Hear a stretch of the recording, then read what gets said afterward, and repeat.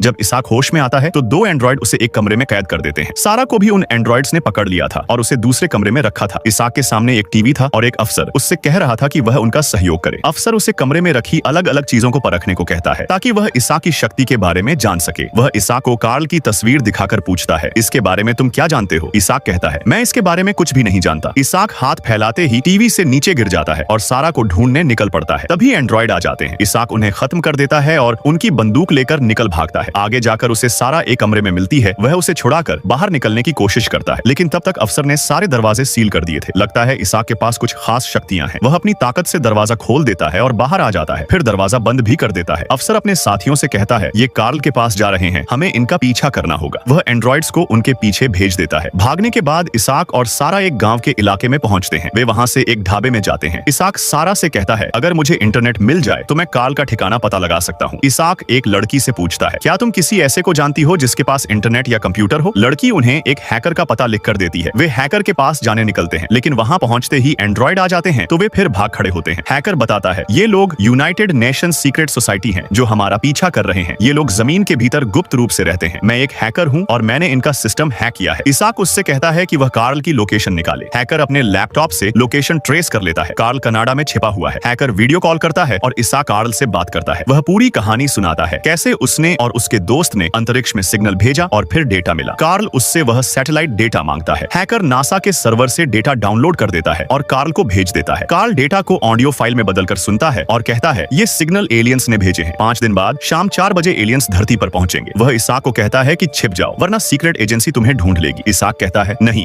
हमें कार्ल को खोजना होगा और कनाडा जाना होगा। वे पूरी रात सफर करके अगले दिन कनाडा पहुंचते हैं। ट्रेन में बैठकर कार्ल को खोजने निकलते हैं, लेकिन एंड्रॉइड्स ट्रेन में आ जाते हैं। हैकर उन्हें मास्क देता है ताकि एंड्रॉइड्स पहचान न पाए। एंड्रॉइड्स स्कैन करते हैं, लेकिन शक होने पर हमला करने वाले होते हैं।